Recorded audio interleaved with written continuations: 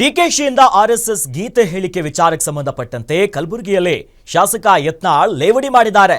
ಡಿಕೆಶಿ ಪಾಪ ನಮಸ್ತೆ ಸದಾವತ್ಸಲೆ ಅಂತ ಹೇಳಿದ್ರು ಅಂತ ಲೇವಡಿ ಮಾಡ್ತಾ ಇದ್ದಾರೆ.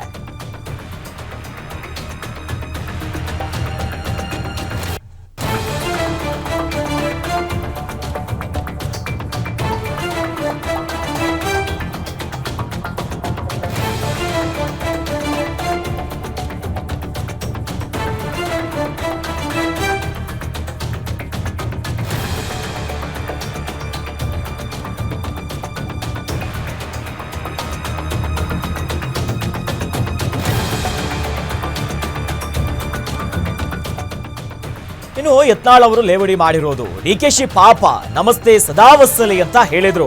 ಅದನ್ನ ಬಿಟ್ಟು ನಮಸ್ತೆ ಸೋನಿಯಾ ಮಾತೆ ಇಟಲಿಕಾ ಪುತ್ರ ಅನ್ಬೇಕಿತ್ತು. ಹಾಗ ಹೇಳಿದ್ರೆ ಡಿಕೆಶಿಯನ್ನ ಸೋನಿಯಾ ಅವರು ಸಿಎಂ ಮಾಡ್ತಿದ್ರು.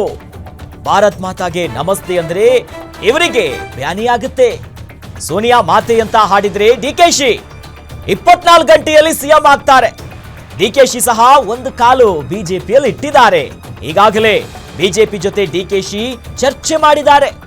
ಡಿಕೆಶಿ ಕಡೆ 12 ಶಾಸಕರು ಇಲ್ಲ ಅಂತ ವರದಿ ಬಂತು. ಆದ್ರಿಂದ ಬಿಜೆಪಿ ಹೈಕಮಾಂಡ್ ಸುಮ್ಮನಾಗಿದೆ ಅನ್ನೋದಾಗಿ ಯತ್ನಾಳ್ ಅವರು ಮಾತಿನಲ್ಲೇ ಲೇವಡಿ ಮಾಡಿರೋದು ನೋಡಿ. ನಮಸ್ತೆ ಸದಾ ವತ್ಸಲೆ ಮಾತೃಭೂಮಿ ಅನ್ನೋದು ಬಿಟ್ಟು ನಮಸ್ತೆ ಸೋನಿಯಾ ಮಾತೆ ಇಟ್ಲಿಕಾ ಪುತ್ರಿ ಅಂತ ಹೇಳಿ ಮಾಡಿದ್ರೆ ಪಟ್ಟಕ್ಕನೆ ಅವನು ಸಿದ್ದರಾಮಯ್ಯ ತೆಗೆದು ಸಿದ್ದರಾಮಯ್ಯ ಮಾಡಿಬಿಟ್ಟು ಇದು ಯಾರನ್ನ ಡಿ ಕೆ ಶಿವಕುಮಾರ್ ಮುಖ್ಯಮಂತ್ರಿ ಮಾಡ್ತೀವಿ ಸೋನಿಯಾ ಗಾಂಧಿ. ಭಾರತ ಮಾತೆಗೆ ನಮಸ್ತೆ ಅಂದರೆ ಅವ್ರಿಗೆ ಬ್ಯಾನ್ ಆಗ್ತದೆ. ಇಟ್ಲಿ ಮಾತೆಗೆ ಒಂದು ಇಟ್ಲಿದೇ ಒಂದು ಅದನ್ನು ಹಾಡ ಕಟ್ಟಬೇಕು, ಕಡೆಗೆ ಇಂಗ್ಲೀಷ್ನಾಗರೆ ಕಟ್ಟಬೇಕು. ಇಂಗ್ಲೀಷ್ನಾಗರೆ ಒಂದು ಸೋನಿಯಾ ಮಾತೆಗೆ ಕಟ್ಟಿ ಹಾಡಿದ್ರೆ ಸಿದ್ದರಾಮಯ್ಯ 24 ತಾಸಿನಾಗ ಇಳಿದು ಡಿ ಕೆ ಶಿವಕುಮಾರ್ ಆಗ್ತದೆ. ಇದು ನಾಟಕ ಮಾಡಕ್ಕೆ ಹೋಗ್ತಾನೆ ಡಿ ಕೆ ಶಿವಕುಮಾರ್. ಯಾಕೆ ಮಾಡ್ತಾರಂದ್ರೆ ಒಂದು ಕಾಲು ಈ ಕಡೆ ಇಟ್ಟಾರ ಅವರು ಬಿ ಜೆ ಪಿ ಕಡೆನೂ ಒಂದು ಚರ್ಚೆ ಮಾಡ್ಯಾರ ಅವರು ಡಿ ಕೆ ಶಿವಕುಮಾರ್. ಅವ್ರ ಹಿಂದೆ MLA ಇಲ್ಲತ್ತು ಬಿಟ್ಟಾರ. ಅದನ್ನು ಹೇಳ್ತೀನಿ ನಿಮಗೆ. ದಿಲ್ಲಿ ಒಳಗೆ ಒಂದು ಚರ್ಚೆ ಆಗೈತೆ ಡಿ ಕೆ ಶಿವಕುಮಾರ್ದು.